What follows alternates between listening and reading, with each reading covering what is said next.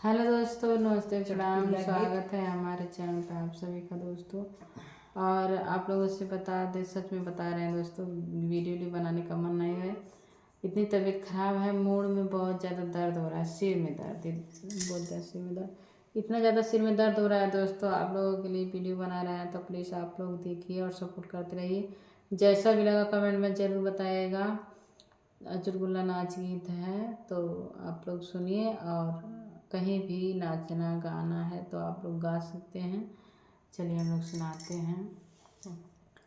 झूलनिया भैली भारी आई हो गिरिजा नारी, झूलनिया भैली भारी आई हो गिरिजा नारी, जब तुअर धानिया झूलनिया भैली भारी, जब तुअर धानिया झूलनिया भैली भारी, झूलन बादलाई आई हो गिरिजा नारी, झूलनिया बादलाई आई हो गिरिजा नारी, जब तू ही बाला मुँह झूलनिया बादलाई बा, जब तू ही बाला मुँह झूलनिया बादलाई बा, दूरा में लौटी जाई आई हो बिरजा नारी, दूरी में लौटी जाई आई हो बिरजा नारी,